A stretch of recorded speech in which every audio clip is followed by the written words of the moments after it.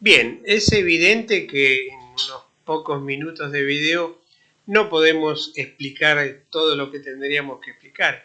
A los que les interesa les vamos a dar algunos libros en los cuales vamos nutriendo el conocimiento acerca de quién es el enemigo, ¿no? Y por qué tenemos que demostrar que en este momento ese mismo enemigo es el que está gobernando la República Argentina y el que está tratando de volver a meternos en problemas, porque ¿qué tenemos nosotros que hacer en el mar, en la zona de Medio Oriente, con nuestros soldados?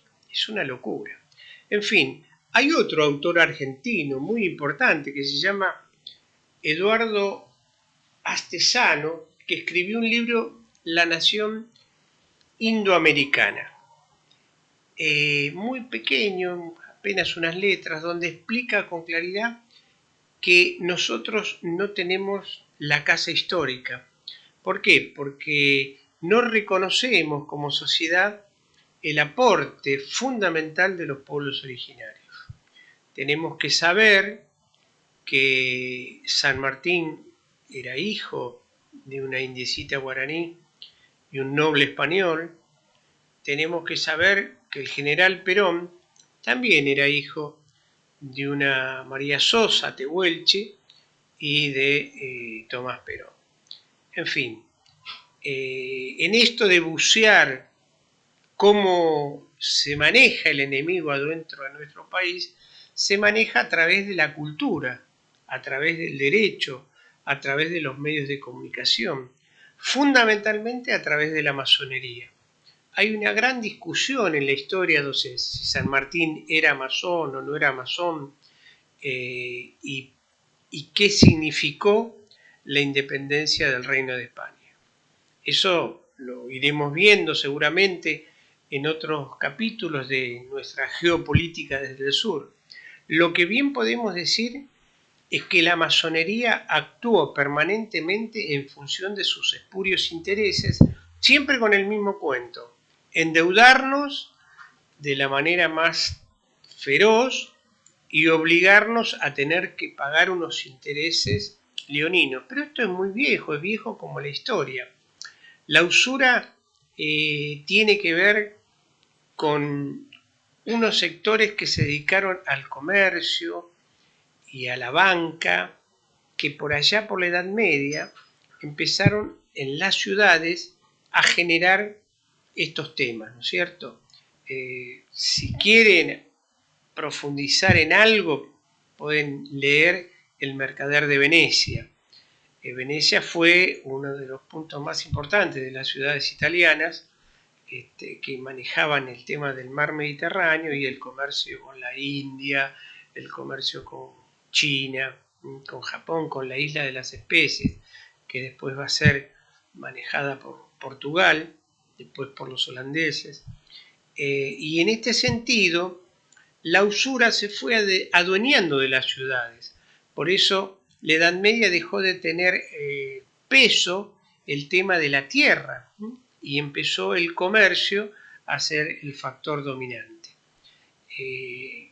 Inglaterra, como decía, dejó de querer invadir el continente, invadir Europa, se dedicó a trabajar como árbitro, apoyando a algunos en contra de otros, teniendo aliados permanentes, como es el caso de Portugal, y empezar a copar islas en el mundo, ¿no es cierto?, y penetrar a través de las élites dirigentes, de las oligarquías de cada lugar, para hacerlas socios de su mundo, que era nada más y nada menos que el mundo de la usura. Por eso ellos el capital inicial lo hacen con la plata y el oro americano que roban de la América profunda, y esta es la acumulación primaria, que junto con el esclavismo dan el salto cualitativo al tema de la industrialización, de la famosa revolución industrial, con lo cual ellos avanzan en el mundo con los ferrocarriles, con el telégrafo. Fíjense que se van despojando entre ellos. ¿Por qué? Los ingleses declaran la ley de enclose, de cercamiento, y sacan a los pobres, ¿no es cierto?, del territorio. Los ricos que tenían el dinero podían ponerle cerco, o sea, alambrado, el tema de los terrenos. Ya previamente antes habían hecho la ley de bodega, con lo cual las flotas empezaron a crecer porque nada podía salir ni entrar a Inglaterra si no era por las bodegas inglesas. Y lo que más ayudó al desarrollo y a la inventiva fue la ley de inventos, que cada 10 años caducaba y había que empezar a hacer inventos nuevos. Entonces, de todos estos elementos vamos a estudiar y a demostrar cómo el enemigo se fue nutriendo, cómo fue conociendo. Por ejemplo, en el Río de la Plata no llegaron con las invasiones inglesas de 1806 y 1807. Ya venían desde mucho antes, con lo que habíamos visto del tema del esclavismo y del contrabando. ¿Qué es el esclavismo? Bueno, obligar a otra persona a trabajar nada más que por el alimento y a generar enorme cantidad de riquezas. Esto lo podemos ver en el norte de Brasil, donde las grandes plantaciones de azúcar y las grandes plantaciones de tabaco generaron una cantidad enorme de riquezas para nuestro lugar, para nuestra tierra. ¿Con qué? Con las carnes saladas. Nosotros mandábamos al norte de Brasil las exportaciones de carne salada, que bueno, acá se llamaban charqui, ¿no es cierto? En fin, los ingleses ya venían con el contrabando, porque claro, España tardaba mucho con sus barcos en llegar a la misteriosa Buenos Aires, y muchos comerciantes estaban muy de acuerdo con este sistema, ¿no es cierto? Es más, siempre bajaban los costos de una manera exorbitante.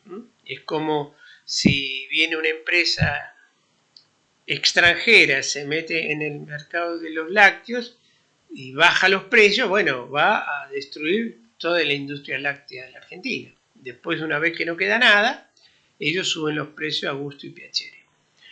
Nosotros vamos a dejar acá este video y pronto vamos a seguir con estos temas de Malvinas y de la Antártida. Muchas gracias.